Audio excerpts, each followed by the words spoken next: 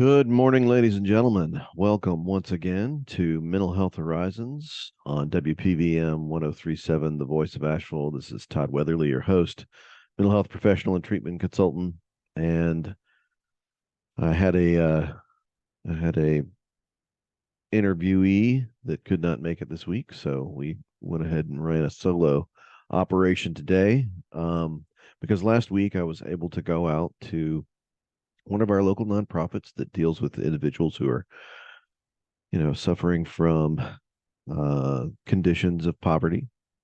And as you might imagine, anybody who's showing up at a place when they are in need of, say, rent or medical expenses or gas to get to work, and are kind of running at the edge of their ability to maintain just the basics, are often people who are suffering from a diagnosis, suffering from mental illness of some kind. And when I did this training and in service for this group, the first thing I started off with was Maslow's hierarchy. And if you don't know Maslow's hierarchy, it's pretty simple. As psychological theories go, if you imagine a pyramid, and down at the bottom of the pyramid is things like food and shelter and safety and all those things. That's level one. And up past that is friends and relationships and fulfillment and all the other nice and frilly things that can go on in a person's life. But none of that frilly stuff can happen until you've satisfied the safety level, till you feel like you're fed, your house and your clothes, and you have the care that you need, and you have a roof over your head, and you can be assured that those things are not in danger, and thusly can kind of move on to other things like educating yourself and bettering yourself and having relationships and all those other things. So most of the people that are coming to these folks are, since their needs are not being met, are coming for help. And the chances are very good that mental illness has struck them on some level, either in a family member or them personally. And so what we did was talk about how it is you can deal with individuals who are either seem like they're in crisis, who are potentially suffering from a mental health condition, who may be suffering from a mental health condition that's pretty serious, not just, depression or anxiety or having a hard day, which is stressful and as impactful on a person, no doubt, but is suffering from mental illness at a level that is causing them to potentially be dangerous, or at the least, uncomfortable. Volatile has a lot of different names. A person could be yelling and screaming, and they could be making no sense at all, or they could be, actually dangerous and attacking someone because what they believe in their mind is that they are in danger, and you're the person in front of them, and you're the person that needs to receive the brunt of whatever it is they've got going on in their mind. They don't have really any control over it. We talked about a condition, a situation that happens for people who suffer from pretty significant conditions called disassociation. And there's a lot of people who've had an experience with disassociation. If you've been in an accident, or if you've been in a very intense kind of emotional scene, maybe a family member was passing, or they had been in a terrible accident or something, and something's happened and it was tragic and you were there for it. During events like that, people have a tendency to disassociate, which means that your mind checks out, you leave. And many people who disassociate don't remember what's happened during that time, which means they're also not processing information during that time. They're not processing what's going on. It's pretty common among our veterans who suffer from PTSD, and they've been known to turn violent, not to scare anybody, but a person who's experienced combat and has combat trauma, and then experiences a trigger and disassociates, then they believe that they are in a war zone, or they believe they're in a combat situation, and they will turn combative. Not because they want to, not because they're unreasonable, because they've disassociated and they believe that they're back in a battle zone. And that's what happens when a person disassociates. is that they believe they're in the scenario, whatever their mind is playing back for them. They believe they're in that scenario and they're behaving accordingly. And they don't really process the information about what's in front of them. So you think of anything, you think of any condition, mental health or otherwise, you think of it on a scale. So a person who disassociates may just lose concentration, may just be so stressed out that they can't concentrate and they can't process information. This is kind of the area that we were talking about. You got people that are under enough stress that it becomes hard for them to concentrate on what it is they need to do next and how to get help. If they go up and above that, then you've got a person who is not able to process the information that you're giving them at all. you know Even if it's not a volatile or dangerous situation, people can disassociate and just not be there or be able to process information or understand anything that you're saying. So how do you draw people back? How do you deal with a situation that's like that? And of course, in this room, we had people who had family members who suffered from very significant psychological disorders and mental illness, and talked about their experiences dealing with family members who suffered from these conditions and some of the hardships that went on with it. But you know, the first thing I said was like, the one of the best tricks in your bag is distraction. Um, there's a quote out there. William Glasser said, "If you want to resolve a conflict, focus on something that's not the conflict." For people, the brain has a hard time doing more than one thing at once. So, like, you can't be calling me a stinking so and so and also think about and answer my question at the same time. You cannot reflect and aggress at the same time. So if I ask you a question and you've heard me and you start to process the question, then your brain's going to stop doing everything else it's doing and start processing the question, which will cause a person, if they are agitated, to calm down. Not not necessarily all the way, but it's enough to get a person to get off the rail that they're on, which is if they're becoming agitated or they're becoming loud or they're becoming upset. It's like, hey, there's a lot of different ways that you can distract a person, what you're doing is trying to get brain to do something different.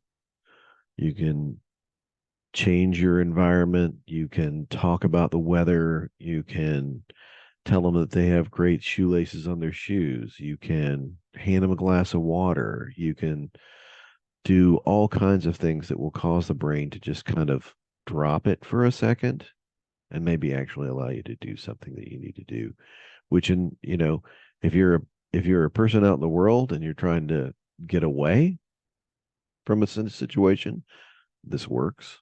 you know Ask something ridiculous, look at something that is benign or inane, and just see if they respond to your questions. Wow, what about this and that? And then, what, I got to go. And then walk your way out if you can keep your head about you. But if you're a person who is working with individuals or has a family member, it's like, well, hey, why don't we sit down on the couch? Hey, why don't we step outside for a second? Hey, why don't what do you think about calling your brother? Ask a question, suggest something that is completely off topic. Man, I was watching the game the other day and I really can't stand the way that they play, my team played or whatever. Like, make it simple. Um, I feel like I'm predisposed to being able to do this because I'm from the South and we always, at least in my version of the South, which is North and South Carolina, and Georgia, where I've spent most of my time, North Carolina being primary. I'm a Carolina boy, uh, born and bred, but we don't ever start off a conversation with just, what the conversation's about. We're not direct, not that way. We have to start it off with talking about, how your family is or how your kids are, how the weather is, or did you see this thing last week? And, you kind of wait a minute until the environment's right and you've synced up with your person, and then you can start talking about something serious. So, in many ways, it's a great tactic for addressing someone who's having an intense emotional experience, whether they suffer from mental illness or not. It's a great way to work with people. The other thing that you can do, especially if people are So, we've gotten past the point where a person is actually, they're with you, right? They can understand what you're saying, and they seem to be processing the information, but they're very upset. And it's your ability to actually work with a person or get anywhere with a person because they're so upset is limited, right? So you're not worried about they're not in danger. Person's not volatile. They're just upset. They're having a hard time, and you're having a hard time getting anywhere with them because they're so upset.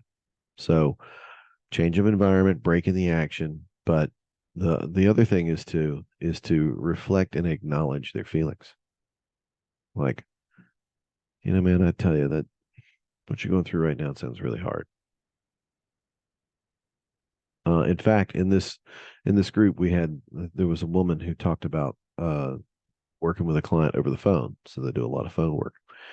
And this woman called her up and was just, going to town. She was very upset. She was loud. And it only took this woman a minute because she's been doing this for a very long time. I said, you sound really upset. Do you want to, hang up the phone and go get, you know, go settle down a bit and then call me back when you're ready? And she goes, yes. And then hangs up the phone and calls back later. Most brilliant question I've ever heard for a person to ask. It's freaking brilliant. It accomplished all those things. First of all, asked her a question. So, one of these things that is another piece is to ask them that question. Ask them a question that gets that brain going in a different direction. Sometimes you can ask a directed question. Sometimes you can ask an open-ended question. But in this case, she was like, hey, do you want to hang up that phone and calm down a little bit and then call me back later? Gave her some direction, though. In asking the question, gave her some direction, gave her a choice, gave her something to do that allowed her to pull it together and get the help that she was coming for because she knew she needed help. There's a part of them that knows she needs help. And I say this, and I say this to clients all the time, and it sounds flippant, but it's really not. Even on the psych word, everybody knows where the fire exit is. And I think that it's really true in my work and in my experience, especially if you're looking hard enough. It's really true that in the end, somewhere underneath everything that's going on is a person who wants help. And if they encounter it, I don't believe you encounter people who can help you for no good reason. Like, believe what you want to believe. There's a universe out there that's putting us together.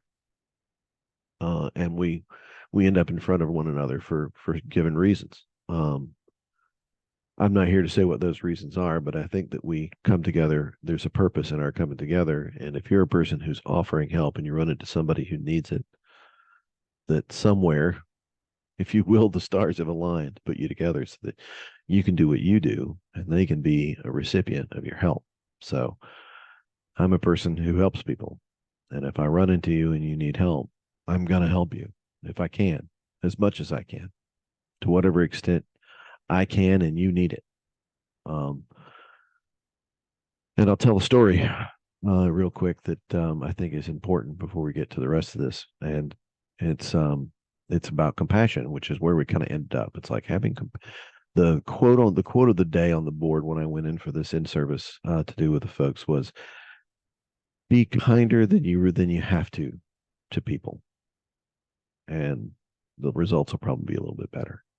That last part wasn't there, but be kinder than you have to people. I think being compassionate is something that we've really lost sight of a lot in our communities. You see it, in driving. People are not compassionate. They're irritated and they're in a shell of a car. And I'm just as guilty, like I'm impatient with whatever's going on. I want to get my way. These people are in my way. We're honking at each other. We're driving past each other. We're rude. But it seems to translate to the streets and how people treat one another.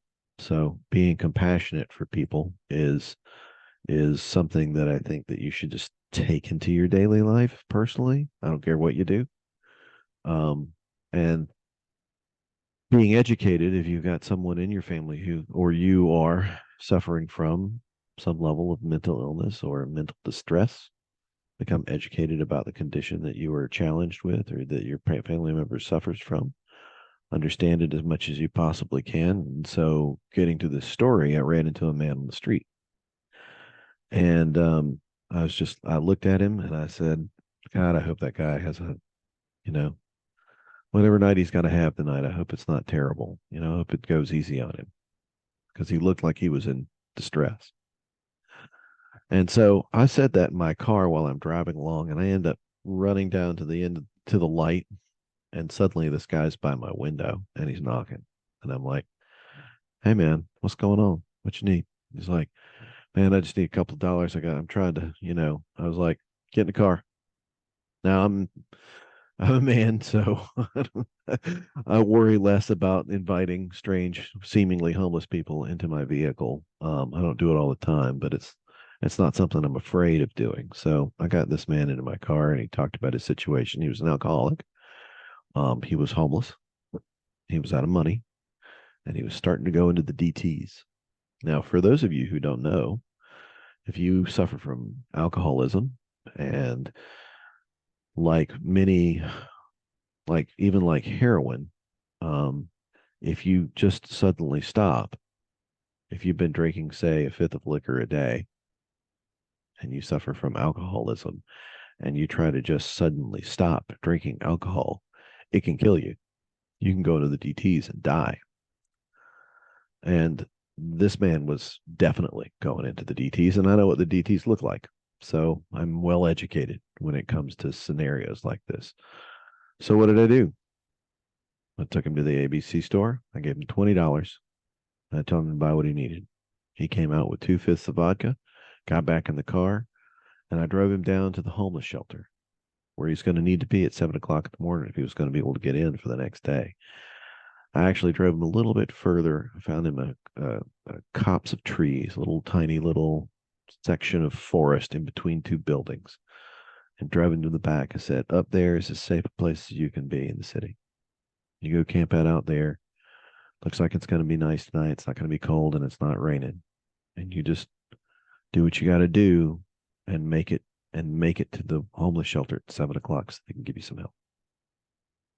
Now, the homeless shelter he was going to will help you get to the hospital. They'll help you get to what was and what we call Neil Dommins around here, which is the detox center that'll take anyone who needs detox. Doesn't matter whether you're homeless, doesn't matter whether you got any money or insurance or anything else. It's a place that you can go and get detoxed. And I know that the homeless shelter would actually help him connect with the resources he need. But in between here and there, so that man didn't die, I had to buy him 2/5 of liquor. So that's what it did. And that's what compassion looked like at that time. But I knew what I was doing, and I know what the situation was, and I've seen the DTs before, so I'm educated. I'm also another thing is I'm not afraid of people who suffer from mental illness, even ones who seem potentially volatile. I'm just not afraid of them. I had a man downtown. He was a black man. He was about 6'3", 2 or 3, very tall man. He had a steel rod in his hand, and he walked up to me and he's like, "That's so and so." He was using a lot of curse words and he was very loud. And he was like, "That so and so is gonna, I'm gonna kill that so and so." He was telling me a story, and I just looked up at him and I said, "Man, that sounds really hard. I hope that goes okay for you," and kept walking. He didn't stop. He didn't turn around. He didn't keep me. I had no problems, nor did I ever feel afraid. And I think a lot of people faced in that scenario might feel like, "Oh, well, that's the thing to be afraid of." It's like people respond to fear. They there's a part of us that picks up on what's going on. There's a part of your brain that's actually able to process information about whether or not, if that person's afraid of you, if a person is afraid of you coming in, they're also a threat, because the person who's afraid is a threat. And your brain processes that information not as, "Oh, I'm compassionate for this person that's afraid," unless it's really obvious and it's going in a particular direction, but it'll process this person as, "Wait a minute, be on guard. This person's afraid. You don't know what's going to happen." So our brains process information. They process. There's a part of your brain that can pick up the signatures and symmetry in the face of the people that you interact with and makes a snap judgment about what it is going on in that person. Usually it's pretty accurate. So even if you don't, even if you don't like recognize it in your thoughts, there's a part of your brain that's still processing information about people. So whenever people come together, this is interesting things. There's two conversations that are going on. Two conversations. One is the one that's coming out of people's mouths and and tone and everything else, and the other is the information that the brain is reading on their face while you talk to them. And whether you're aware of it or not, I'm certain that everybody has probably had some experience where they've interacted with a person and they don't know why, but you don't like this person, or your spidey sense is going off about them. I don't know. I'm creeped out by this person. You've had this experience where you don't know why, but you're having a reaction to this person and they haven't said or done anything wrong, but you just can't put your finger on it and you don't know why, but you don't want to hang around, or you're not going to interact with them, or you're going to limit the interaction you have with the person. Everybody's had that kind of, there's a part of your brain that's processing information that you're not always aware of, but it's causing your body to feel a certain way. And if your body feels a certain way, you start to think, act, and talk a certain way, right? You're feeling uncomfortable with this person. Like, I don't know, man, I got to go, you may sound curt when ordinarily you're not a curt person. You're a friendly and very, considerate and kind and, mannerly kind of person. But in this case, you just told this person to get lost and you had to go. You were responding to something that your body was telling you and your brain recognized ahead of time. And you probably weren't able in the moment to decipher the information. You just reacted. Happens to us all the time with our partners that walk in. You can definitely feel whether you can either feel it or you can see it or you can hear it. I know I can when your partner, your wife, your husband, your partner, your whoever, your significant other, they come in the house, they come back home to where you live and they walk in the room and something didn't go right today.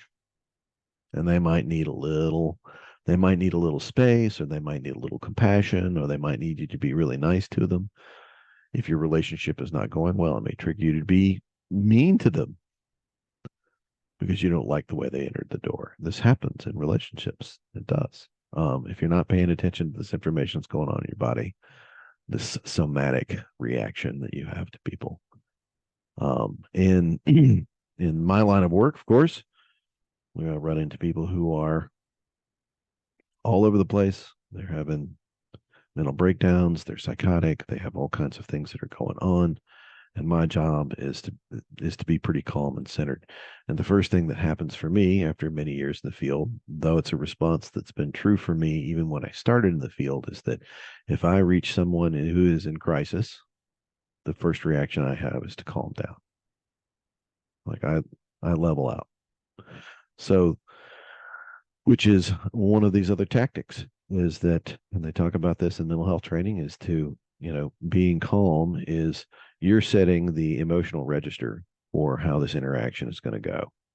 Like the woman who talked about, it's like, hey, I am ready to help you and talk to you, but I need you to calm down a little bit. Do you need time to go? Do you need to hang up the phone, calm down, and call me back when you're ready? She's like, yes. She set the tone. She set the mark for how that's supposed to go, or what kind of, where's the emotional level that's appropriate for us to get something done. She let her know, gave her information, gave her an opportunity to do something different, to behave differently, to go get herself together and then come back and get the help she needs. Gave her choices, gave her options, acknowledged that she was upset. Acknowledging people's feelings is incredibly important. Reflecting it back to them if you can. That sounds really hard. Like I said, that sounds very upsetting. You look upset? Is that true? Are you upset? Don't assume that you know things about people. One of the things they tell you in mental health, though, I think there's sometimes people's language is just the way that they speak, but telling somebody that you understand what's going on with them is kind of insulting. You don't actually understand what's going on with them. You don't live in their shoes. You don't have their scenario. You don't know what's going on. You don't understand. I hear you. Let me see if I understand what you're saying, and repeating something back to a person. So when they call that active reflection. So being able to actively reflect back to a person what you've heard and be accurate about it and ask whether or not you got it right. Correct me if I'm wrong, but what you're saying to me is, what you're saying is, you've heard this before. So what you're saying is this, and this. Is that accurate? And you need this from me. Is that true? Is that, do I have that right? And having, that's another way to ask a question. You're asking a question in that scenario, but one, you've let the person know that you're listening to them, which is very validating. You've named things that you've heard, feelings that you perceive. You've validated this person by attempting to understand them, attempting to hear their situation, and then you've acknowledged that here's the piece that I can do. Here's what you need from me. And you tell them, at that point, you get to elect whether you want to do that or whether you can do that, or if you need to redirect them to another resource or another person or whatever. But the fact is that you've done a lot of work. There's a quote, the being heard is the psychological equivalent of air. Being heard is the psychological equivalent of air. When people don't feel heard, it's like they're underwater. It's like they can't breathe. So you got a lot of people out there feeling like they can't be heard, which is why they're very, very agitated. Got a lot of agitated people out there. And then finally, like with all of this, you could, when you kind of work into some of this ability to hear people, respond to them in a way that causes them to calm down. What you can then do is also redirect them. It's like, okay, well, look, if we're gonna get something done, first of all, I need you to do this. Can you do that for me? I hear that you're upset. Do you need to hang up the phone? Get yourself together and call me back. Now that sounds like questions. Technically, it is. But what she did is redirect that woman. She redirected her, gave her a choice, acknowledged that she was upset, gave her a way back, made sure that the end result was going to be her still being able to call and get help. But she redirected her, and brilliantly. But she redirected her, gave her someplace else to go, and then be able to come back and get what she needed. Now, you can do that in all kinds of ways, but one of the ways that you can redirect a person, because a lot of people, when they're upset, go on rants. They've got a loop tape going on in their head, cycling through over and over and over again. It's their worry, it's their concern. It starts to turn into projection. For those of you who are warriors, and I know that we have some, worry turns into projection. I worry that this thing is going to happen, and I start projecting it. I start creating visions of how this terrible thing's going to occur based on what I understand to be true now. I don't have enough money. I'm not going to be able to afford rent. I'm going to get kicked out of my place. And you start doing what's called the ladder of inference, and you start walking up the ladder. You start jacking it up. Terrible, I'm in this situation now. Terrible thing number one's going to happen. That's going to cause terrible thing number two to happen. And then terrible thing number three is going to happen. As a kid, we had this book called Very Worried Walrus. And it's about a walrus who doesn't know how to ride a bike, and he's going to ride a bike for the first time. And he goes on this, like, and then I'm going to fall on the bike, and then the ambulance is going to get me, but they're going to put me on a rope over traffic, and then the rope's going to break. And I'm going to fall into the river. Very Worried Walrus. It's a projection. Now, projection has a problem, is that projections have a tendency to lead you towards them becoming true. They can become self-fulfilling prophecies. You look for these things to happen, which means you're not looking anywhere else. That's not magical thinking. It's like the brain can only construe of a positive image. I can't tell you not to think of a big red apple. If I want you to not think of a big red apple, I tell you to think of a banana. See how that works? Brain can only construe a positive image. Don't tell people things not to do. Tell them what to do. Don't look for what you don't want. Look for what you want. And for that matter, you can't have anything you want because because you if you want something, then you don't have it. If you have something, then you don't want it. So you can't have anything you want. Language plays tricks on you too. Your language is important. The language that you carry in your mind is important. And Socrates called this intellectual midwifery. He would birth understanding from people who were coming from lesser states of thought. And he did so through using language. It's all we're talking about here. It's the use of language to help the brain focus on a place where it can be productive and solve problems. Because if it's in its loop, if it's staggering its way through projections and misinformation and anxiety and fear and all these other pieces, it loses its ability to be really productive. It loses its ability to think and construct in productive ways because it's thinking and constructing in worried or even destructive ways. So the best example I have is in mountain biking. As a mountain biker, I can tell you that you look where you want to go. Don't look where you don't want to go. I was biking one time and there's this giant root in the middle of the trail. I was like, wow, that's a giant root. I don't want to hit that. The first thing I did, and I was looking straight at it, of course, because it was such a big monster gnarly root in the middle of the trail, you know, big enough to be a real problem, small enough to go unseen if you didn't catch it. But I saw it and like I just nailed that sucker. I hit it as hard as I could, looking at it, realizing that I should not hit that. That was what I was saying to myself. Don't hit that. Hit it, taco the wheel, screwed the bike up bad. I couldn't ride out that day. I mean, it was terrible. It's like, look where you want to go. Brain's the same way. Look where you want to go. Use your brain as a mechanism that orients towards what you can do, where you want to go, not what you can't do and where you don't want to be. Because it can only construe a positive image. When you're talking to people, help them find their way to the same place. It's like, I hear that you've got all these problems. Okay, what's one of these that we've got? What's one you've got the ability to solve right now? A little bit of success goes a long way for people. It really does. It goes a really long way. A little bit of success. What's one problem we can solve? Like, what's one thing that we can do right now?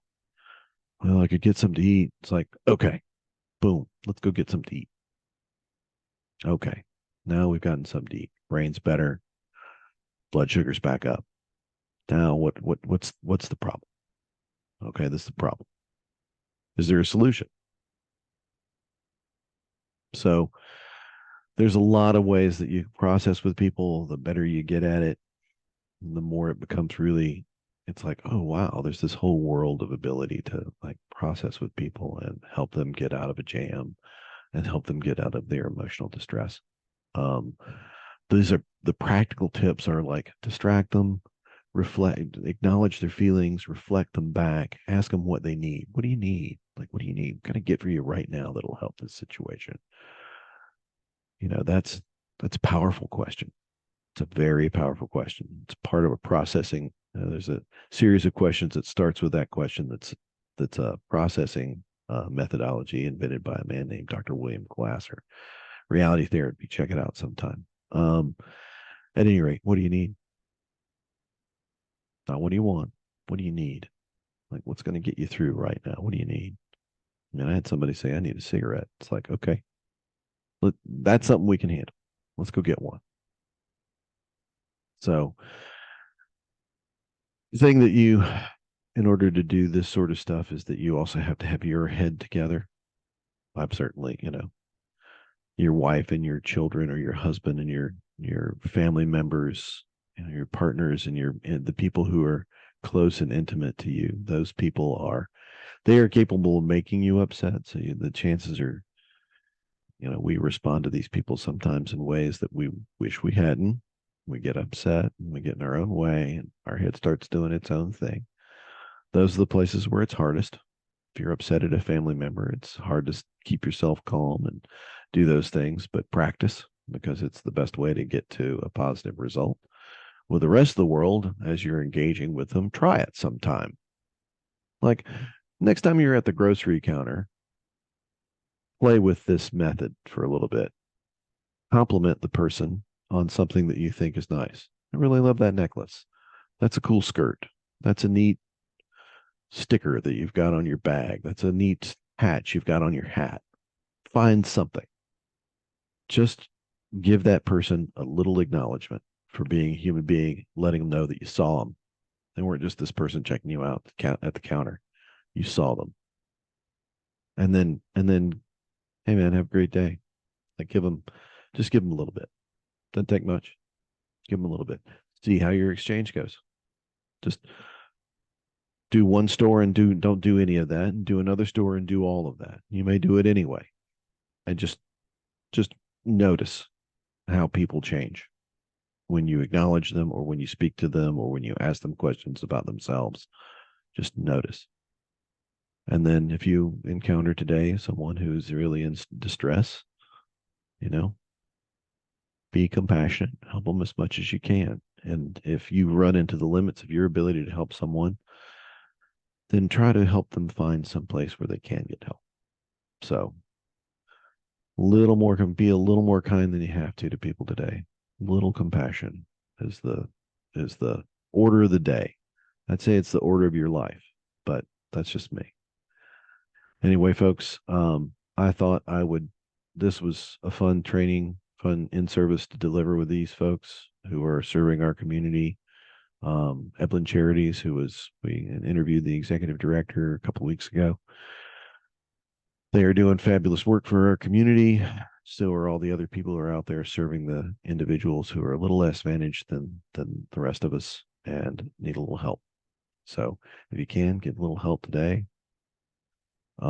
Give to the local nonprofits in your community if you can. The ones that are helping people, the ones that speak to your values. And then, if you got a friend who's in distress, see if you can do something to help them out as well. This has been Todd Weatherly on WPVM 1037, the voice of Asheville, Mental Health Horizons. It's great to be with you. We'll be with you next time.